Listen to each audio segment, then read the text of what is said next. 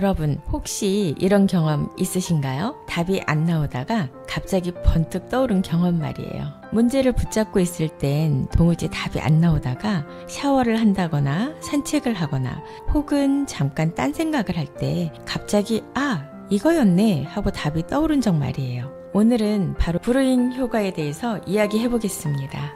우리나라에도 이런 속담이 있어요. 급할수록 돌아가라.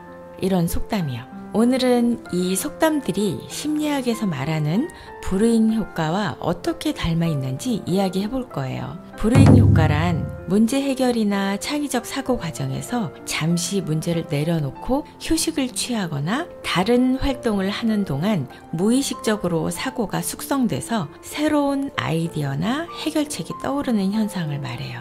끓이거나 우려내는 것처럼 생각이 잠시 멈춘 상태에서 무의식적으로 숙성돼서 창의적인 해결책이 도출되는 것을 의미하는 거죠. 흔히 잠시 잊었을 때 답이 떠오른다 이런 경험이 여기에 해당이 되는데요. 다시 말해서 문제를 잠시 내려놓았을 때 무의식 속에서 생각이 숙성돼서 새로운 해결책이 떠오르는 현상을 말해요. 이런 브루잉 효과는 창의성을 향상시키고 문제 해결을 촉진하고 또 생산성을 증가시켜요.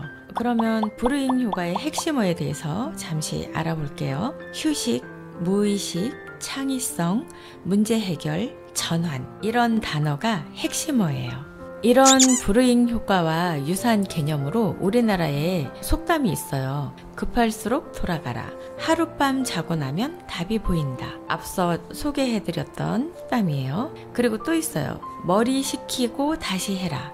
이런 말들이죠. 조급하게 매달리기보다는 잠시 멈추고 돌아가는 것이 오히려 더 빠른 해결책이 된다는 의미예요. 브루잉 효과의 휴식 후에 더 나은 해결과 유사하다는 거죠. 그리고 고민을 잠시 내려놓고 잠을 자거나 시간을 두면 무의식 속에서 해결책이 떠오른다는 그런 경험적인 지혜를 얘기하고 있어요. 또 집중을 하다가 막히면 잠시 쉬고 돌아오라는 조언. 그러니까 인지 부하를 줄이고 새로운 연결을 만드는 브루잉 효과와 일맥상통하는 거죠. 우리나라의 이런 속담들이 어떻게 심리학적 맥락으로 이어지는지 살펴볼게요. 전통적으로 우리나라 한국 사회는 끈기와 집중을 강조했지만 동시에 머리를 식히라는 조언도 흔히 하고 있어요. 이런 점은 무의식적인 사고와 시간의 숙성을 인정하는 생활의 지혜로 보여져요. 브루잉 효과와 같은 심리학적 원리를 경험적으로 표현한 것이라고 볼 수 있어요. 문화적인 측면에서 좀 살펴볼게요. 서구에서는 인큐베이션 이펙트라고 해서 부화하는 효과라고 이제 심리학 용어로 연구되어 있어요. 우리나라에서는 속담이나 일상 언어 속에서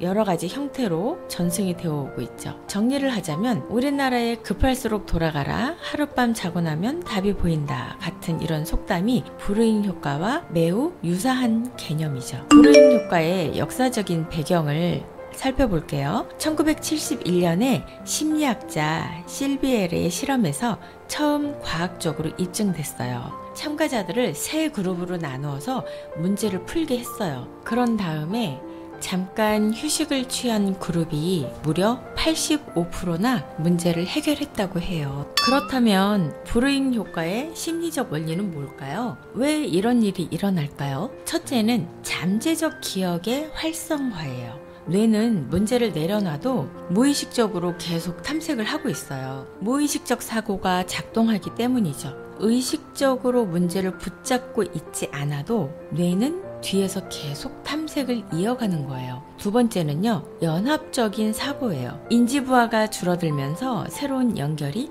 가능해지는 거죠. 세 번째는 전환이에요. 다른 활동으로 주의를 전환하면 기존의 사고 틀에서 벗어나서 창의적인 발상이 가능해지는 거예요. 이런 브루잉 효과의 활용 사례를 살펴볼게요. 예를 들어서 예술가들이 무언가 막힐 때 산책을 하거나 휴식을 취한 후에 아이디어가 더 풍부해지는 또는 독특한 아이디어를 도출해내는 그런 경우들을 볼 수 있고요. 기업들, 구글, 3M 이런 회사에서는 직원들에게 생각을 숙성할 시간을 주는 것도 이런 이유 때문이에요. 학습하는 경우에는 공부할 때도 잠깐 쉬면 이해와 기억이 더 잘 되는 경우가 많아요. 브루잉 효과의 장점을 살펴볼게요. 창의적인 문제 해결 능력이 향상이 돼요. 스트레스를 완화시킬 수 있고 인지적 유연성이 증가가 돼요. 효율적인 학습과 업무 능력에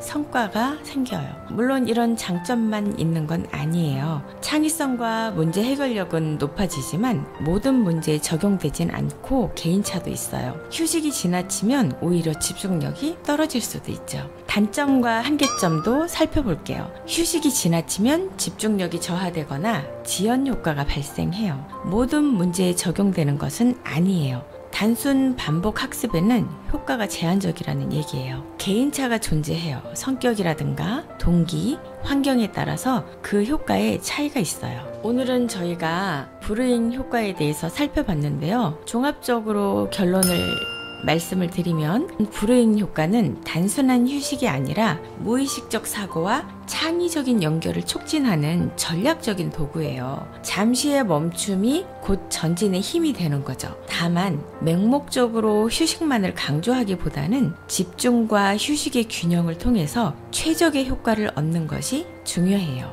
여러분은 언제 브루잉 효과를 경험하셨나요? 댓글로 공유해 주시면 감사하겠어요. 구독과 좋아요도 잊지 마시고요. 오늘 하루 잠깐의 멈춤을 통해 새로운 아이디어를 얻어보시면 어떨까요? 감사합니다.